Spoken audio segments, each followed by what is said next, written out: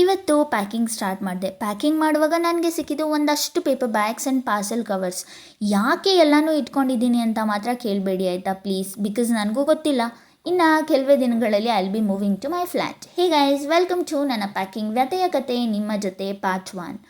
ಇವತ್ತು working day and work from home ಮಾಡ್ತಾ ಇದ್ದೀನಿ. ಅದರಿಂದ ಸ್ವಲ್ಪ ಪ್ಯಾಕಿಂಗ್ ಎಲ್ಲ ಮಾಡ್ಬೋದಲ್ಲ ಅಂತ ಹೇಳಿ ಪ್ಲ್ಯಾನ್ ಮಾಡಿದೆ.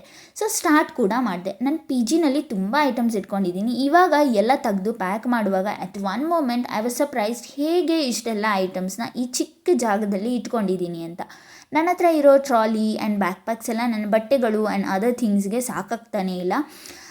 ಒಂದಷ್ಟು ಐಟಮ್ಸ್ನ ಪ್ಯಾಕ್ ಮಾಡ್ತಾ ಇದ್ದೀನಿ. ಆ್ಯಂಡ್ ಯಾಕೆ ನಾನು ಇದಕ್ಕೆ ಪ್ಯಾಕಿಂಗ್ ವ್ಯಥೆ ಅಂತ ಹೇಳಿದೆ ಅಂತ ಪ್ರಾಬ್ಲಿ ನಿಮ್ಗೆ ಇವಾಗ ಅರ್ಥ ಆಗಿರ್ಬೋದು. ಬಿಕಾಸ್ ನನ್ನ ಹತ್ರ ಎಷ್ಟೊಂದು ಬ್ಯಾಗ್ಸ್ ಇದೆ, ಬಟ್ ನನ್ನ ಹತ್ರ ಇರೋ ಐಟಮ್ಸ್ ಎಲ್ಲ ಅದಕ್ಕೆ ಸಾಕಾಗ್ತಾನೇ ಇಲ್ಲ.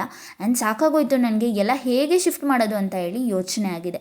ಸೊ ಇವಾಗ ನೀವು ಹೇಳ್ಬೋದು ಪ್ಯಾಕರ್ಸ್ ಆ್ಯಂಡ್ ಮೂವರ್ಸ್ ಹೆಲ್ಪ್ ತೊಗೋಬೋದಲ್ಲ ಅಂತ. ಬಟ್ ಅವರ ಹೆಲ್ಪ್ ತೊಗೊಂಡು ಮಾಡೋ ಅಷ್ಟೆಲ್ಲ ತುಂಬ ಕೆಲಸ ಏನೂ ಇಲ್ಲ ಆಯಿತಾ.